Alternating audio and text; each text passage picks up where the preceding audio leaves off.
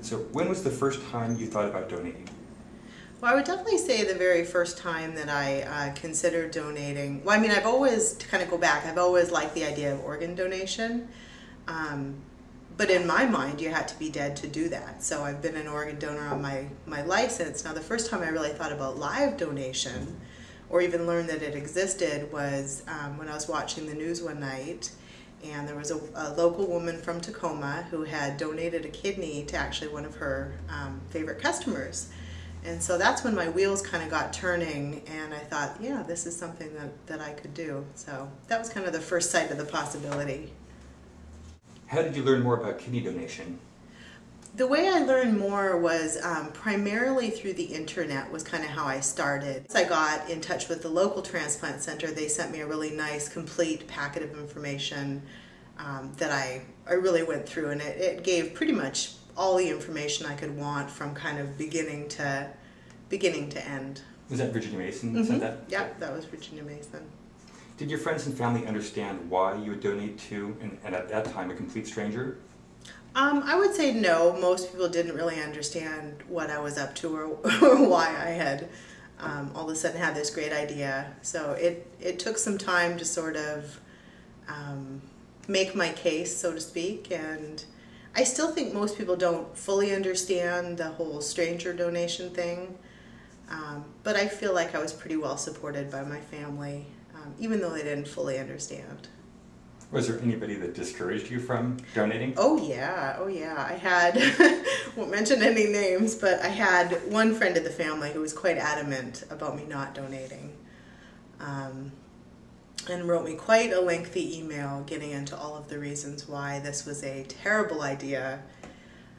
And I have to say, like, at first I was pretty hurt. I felt hurt, I felt discouraged, but in the end, looking at that, I was like, it made me want to do it more. It made me know, no, I don't feel those ways. And it kind of contrasted for me what I really wanted to do. It was like, she has all her reasons, but I still had all my reasons why I wanted to do it. So ultimately, even the naysayers sort of helped me to get more clear on the fact that I definitely was going to do it. So what scared you the most? Were you ever afraid about dying? No, I would say nothing scared me, thankfully. And I think that was probably the part that made me know, yes, this is the right thing to do, because I had no fear, I had no sort of worries about it.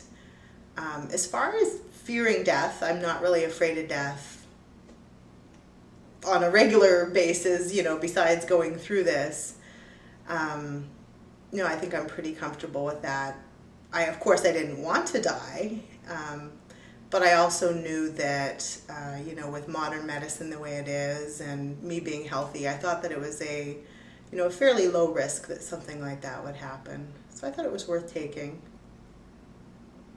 What was the biggest hurdle you had to overcome through this whole process? Well, definitely the biggest hurdle was convincing my husband that this was going to be a great idea. His reaction was pretty much disbelief when I first told him. And he kind of had this look like, oh, here we go again. Because I tend to be like an idea girl. I have a lot of great ideas for my life, and some pan out and some don't. So for him, it just kind of seemed like, oh boy, here we go again.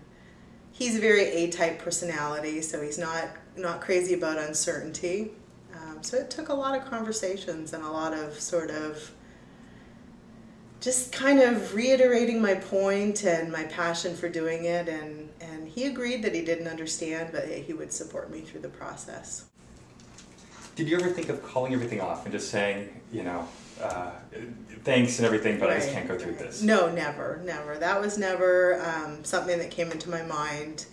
At one time, my husband was going through some health issues, so we kind of had to slow the process down. I think it was probably, I don't remember exactly, maybe about 3 weeks that we kind of just took a little breather, had some lab testing done on him, and once we were kind of in the clear and knew he was okay, we just jumped right back in and got it going again.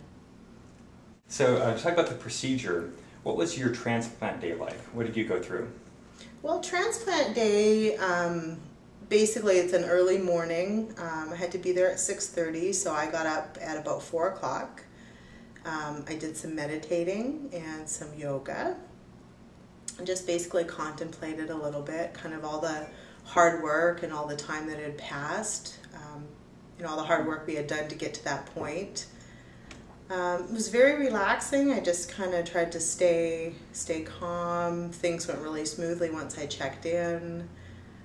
Like any other surgery, they give you the little wristband, they ask you some questions. Took me back, I got into a gown, just kind of laid down, and I sort of halfway slept. Anesthesiologist came and put an intravenous line in my arm.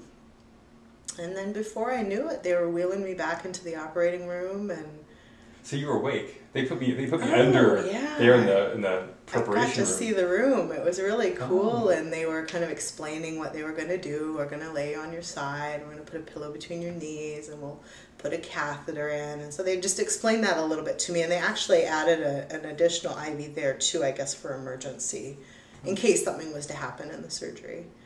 So yeah, the last thing I remember was being in the operating room. The doctors were making some jokes. We were all laughing, having a nice time. And then I just started to breathe and got the medicine in my IV, and I was out. Yeah. And then you woke up and everything was over? Yes, yeah. When I woke up, I was in the recovery room, and I remember my eyes were kind of just googling around in my head, and I was like trying to look at the clock, and it was like 12:15 was when I officially first could open my eyes and see a little something, and then right back to sleep. And the next time I woke up, it was like 2 o'clock, and I was back in my room, and my family was there, and